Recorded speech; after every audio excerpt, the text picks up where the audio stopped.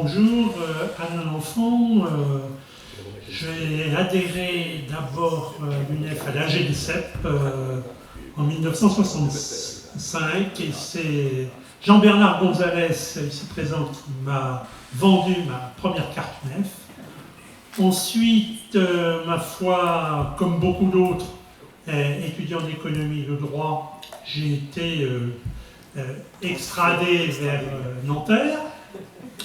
Et là, je suis arrivé effectivement dans un endroit où le groupe d'études de droit sciences économiques était très très minoritaire parce que les facs d'économie et de droit, qui étaient, j'allais dire, pas totalement sauf pareil, en particulier au niveau du NEF, n'étaient pas du tout à gauche, que la FNEF était omniprésente et que derrière la FNEF, effectivement, on retrouvait aussi des militants d'Occident. Donc, c'est vrai que je n'étais pas comme un poisson dans l'eau à Nanterre, et nous avons eu quelques difficultés, effectivement, pour développer un mouvement. Donc, je vais, dans un premier temps, peut-être redonner quelques indications sur Nanterre, parce qu'effectivement, il y a quelques spécificités, mais sinon, il est clair que mon intervention puise largement sur le fond dans celle d'Henri Rouillot et celle de Michel Péninou, de Jean-Louis Péninou. Ce qui est important de rappeler peut-être sur Nanterre, c'est que Nanterre, c'est effectivement une délocalisation de la Sorbonne, et que cette délocalisation ne se fait pas n'importe où, elle se fait sur un terrain qui était initialement un terrain militaire. Et donc, en 1964, quand l'université ouvre, il semble qu'elle n'était pas achevée, puisque même en 1966, elle n'était pas achevée, les comptes rendus que j'ai pu consulter en partant de la BDIC ou d'un ouvrage de Jean-Pierre Duteuil sur le 22 mars Nanterre 65-68, ou des articles qu'avait fait Jean-François Gaucho, auquel je rendrai hommage parce que c'est lui qui a largement porté, je dirais, la constitution de l'UNEF. Je ne partageais pas forcément tous ses points de vue, mais effectivement, il a largement lutté pour que l'UNEF s'inscrive dans le paysage d'un terroir. Donc, Nanterre, c'est effectivement un groupe d'étudiants qui se retrouvent totalement enclavés parce que le campus donne directement sur le bidonville et de l'autre côté, on y accède par la ligne de chemin de fer Paris-Saint-Germain avec l'arrêt Nanterre Université, complexe universitaire.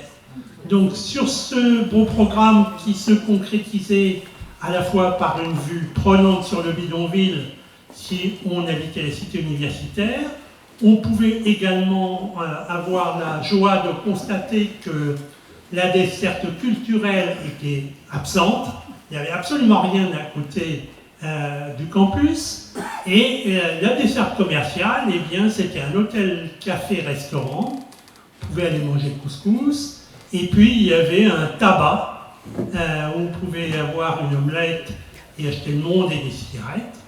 Et au tout début, en 1966, il y avait encore un petit bout d'épicerie au niveau du bidonville, mais qui avait disparu, si ma mémoire est exacte, en 1967.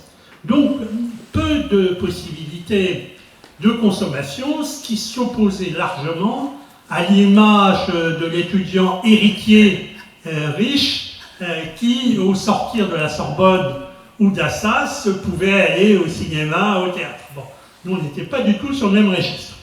Alors, ce campus, effectivement, il faut insister peut-être sur une de ses composantes d'abord pour bien comprendre, c'est la cité universitaire. La cité universitaire, donc, effectivement, selon le genre, on était affecté dans tel ou tel bâtiment et les garçons ne pouvaient pas aller rendre visite aux filles. Bon.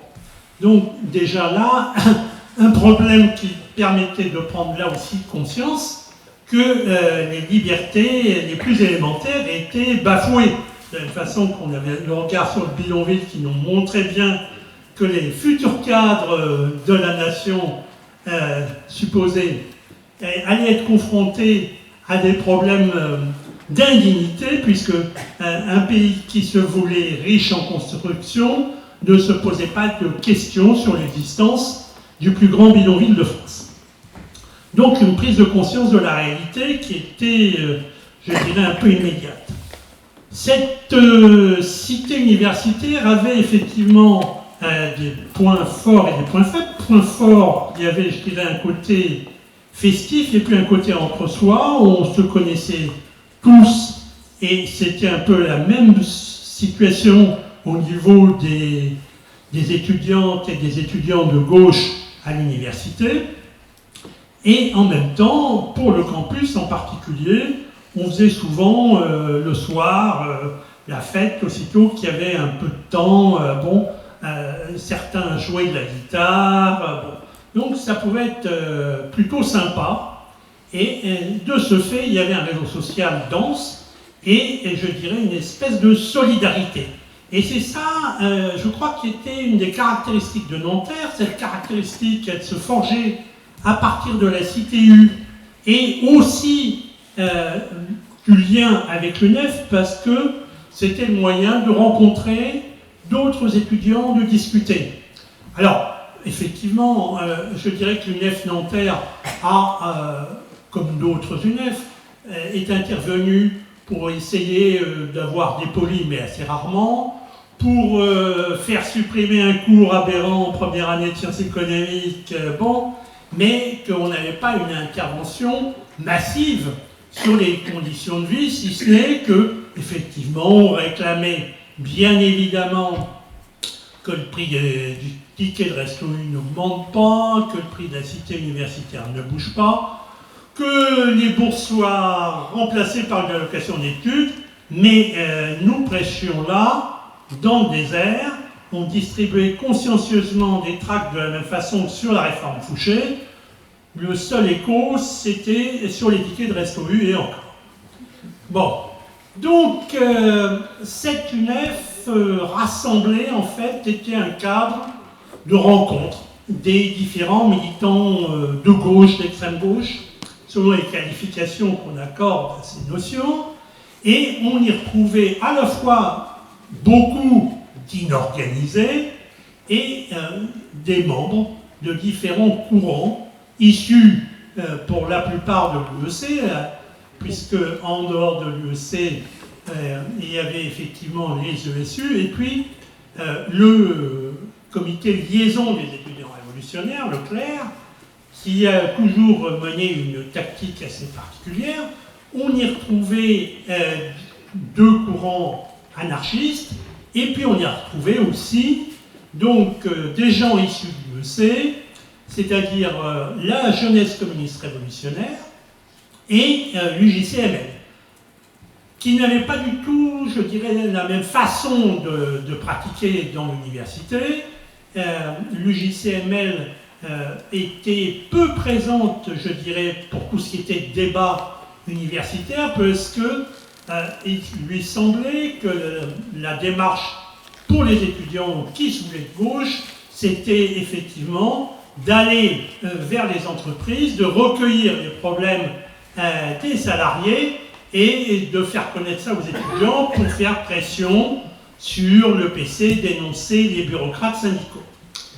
Donc nous étions dans une situation où chacun avait quand même sa petite chapelle, même s'il y avait quand même une sorte d'alliance. Alors, les alliances ont pu d'ailleurs bouger un peu. Au début, il y a eu une alliance entre une partie des militants anarchistes et Leclerc, et puis ensuite, cette alliance a été remplacée par une alliance Claire-JCR, et enfin, une alliance de fait entre la JCR et les ESU. Bon, donc vous voyez qu'on était pris dans des débats de chapelle, que chacun pouvait sortir ses motions, et que l'un des objectifs de prise du pouvoir pour un groupe politique, c'était effectivement d'avoir la direction de la fédération des groupes d'études. Et là, je peux citer mon exemple, puisque j'étais militant de l'UEC, tel qu'on pouvait me voir. En réalité, j'étais un des entristes de la jeunesse communiste révolutionnaire, et donc, grâce à mon vote, c'est comme ça que la Fédération des groupes d'études de Nanterre a pu être tenue totalement par la jeunesse communiste révolutionnaire. Donc, nous étions absolument pris dans cette cuisine. Heureusement, en dehors de la cuisine, il y avait des pièces d'habitation. Ces pièces d'habitation, et heureusement, là, je dirais, c'était le combat de tous les jours. Ce combat de tous les jours, il avait pu avoir lieu aussi parce qu'il existait l'UNEF, mais pas que. Et dans le combat de tous les jours, il y avait effectivement assuré la liberté, à la fois contre le mouvement fasciste, parce qu'on avait été attaqué en 1966 3 fois par le mouvement Occident. En 1967, ça a été plus soft, ça a été essentiellement l'Action française et la FNEF. Et donc, ça a permis, il faut voir le côté positif, même si on s'est fait cogner, ça nous a permis de développer là un réseau de solidarité, de proximité et de confiance entre des militants qui n'étaient pas du même groupuscule. Le service d'ordre était censé être celui de l'UNEF, et le service d'ordre qui était mené par Xavier Langlade, celui qui a été arrêté et qui a fourni le prétexte de réunion du 22 mars, permettait à tous les groupes politiques d'assurer la diffusion de leur presse. Donc, effectivement, là aussi, c'était un peu comme la cité universitaire, il y avait un sentiment de communication, de proximité. Et puis, on a connu une espèce de répétition générale d'ouverture avec la grève de novembre 67, grève où effectivement, alors qu'on avait 12 000 étudiants, on a pu avoir des meetings où il y avait 2500 étudiants. Alors là, se posait déjà la question de l'AFGEN, parce que même si l'AFGEN était institutionnellement plus prête, était normalement reconnue par la direction de l'université, il est clair que la grève, elle échappait largement à l'AFGEN parce que c'était des non-syndiqués, partis essentiellement de sociaux, qui menaient le mouvement. À la suite du mouvement, je vais vite, je vois qu'il y a un petit papier sur la droite, il faut toujours se méfier de ce qui vient sur la droite. Donc je vais changer de côté, là, il est trop tard. Je voulais faire un petit retour en arrière. La première fois, en 1967, où on a essayé d'instaurer la liberté de circulation, les militants qui ont été sanctionnés étaient des militants qui étaient vraisemblablement fichés, donc est apparu le problème des listes noires. Et à partir de là, effectivement, on a compris qu'on était largement sous surveillance de la police.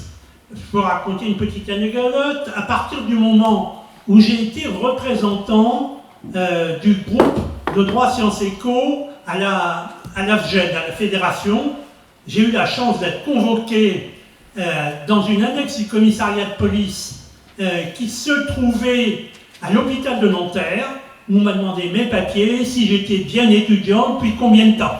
Bon, donc ils étaient parfaitement au courant de l'évolution, de la composition des groupes de l'UNEF Nanterre. Bon. Alors, ces listes noires, effectivement, et d'autres faits de ce genre, nous avaient amené à considérer qu'on était particulièrement fliqués, et donc c'est comme ça que c'est aussi instauré un rapport de force tel que le 26 janvier, une grande initiative, on a vidé d'abord les flics des renseignements généraux, sont venus à la rescousse 2 ou 3 quarts de policiers municipaux qui n'étaient pas très combatifs, qu'on a pu vider grâce effectivement au petit matériel de la fac. Ça a été le premier contact avec la police à Nanterre. il y a une longue tradition, puisque, je fais une petite parenthèse, le président de l'université actuelle de Nanterre n'oblige jamais d'assurer la continuation de cette tradition. Ça a été un des premiers présidents ces derniers mois à appeler la police et à faire. La police est rentrée dans les amphithéâtres, ce qui ne s'était jamais produit. Et ensuite, à Arcueil, vous avez vu, les étudiants qui avaient voulu passer les contrôles étaient protégés, là encore, par la police. Donc, il y a une action forte en direction de la police. C'est peut-être de la formation continue que nous ignorions. Il y a peut-être une convention, parce que la fac cherche toujours à gagner de l'argent maintenant. On est une fac marchande. Donc, effectivement, qu'est-ce qui se passe? Après ces événements du 26 janvier, eh bien, c'est vrai qu'il y a une dynamique qui s'enclenche de convergence, tout le monde discute de plus en plus entre nous, bon, où les gens de gauche ou pas de gauche, tout le monde discute. Bon. Alors, vient ensuite le 22 mars. L'accident, même si le mouvement aurait peut-être pu démarrer, mais il n'était pas forcément inscrit dans les étoiles. Donc, le 22 mars, manifestation du CVN, bombage à l'American Express. Si vous voulez retrouver le local de l'American Express, allez goûter un espresso, effectivement, ça sera plus cool. Bon, c'était à l'Opéra. Et donc, Xavier Langlade et 4 autres camarades sont interpellés, gardés à vue par la police. Et c'est là qu'on se demandait comment faire pression sur l'administration pour obtenir la libération de nos camarades. Qu'est-ce qu'on fait après des discussions un peu longues dans la journée? On avait commencé par bomber, libérer nos camarades dans le bâtiment A de l'université. Vers 17h, donc, il y a une AG qui dit qu'est-ce qu'on fait? On occupe le bâtiment de sociaux, on occupe le bâtiment administratif. Finalement, on va peut-être pas occuper, mais monter dans les étages. Bon, moi j'arrive un peu en retard au rendez-vous qui avait été fixé parce que dans mon cercle JCR, c'était pas l'unanimité en faveur de l'occupation. Hein, mon cercle était animé par Jean-François Gaucho, qui pensait que les anarchistes étaient un peu porteurs de désordre. Bon, donc on demande à sortir et on rejoint les camarades qui étaient dans les escaliers. On arrive à occuper, grâce à une discussion d'ailleurs entre Jean-Pierre Duteuil et Dany, qui était assez hésitant, on arrive à poursuivre notre montée et à occuper la salle du conseil. Là, une fois la salle du conseil, bien évidemment, tout le monde parle un peu de tout et n'importe quoi en disant ça va pas, c'est pas satisfaisant, et puis je discute avec ma copine, etc. Bon, oui, je me méfie toujours. Bon. Et donc, arrive le mouvement du 22 mars, qui va se définir avec 4 axes. Un axe anti-impérialiste, un axe de soutien aux luttes des pays de l'Est, un axe de soutien aux luttes ouvrières et un axe effectivement qui disait il faut partir de la critique de l'université pour aller à la critique de la société et réciproquement. C'est ça qui va constituer le début du mouvement du 22 mars, qui au début est constitué par 142 personnes qui étaient là, mais le 29 mars, il y en a eu 7 ou 800, et ensuite, au mois de mai 68, il y en a eu quelques centaines, voire 2 ou 3 milliers. Merci, je suis désolé, on me coupe encore 50 ans après la parole.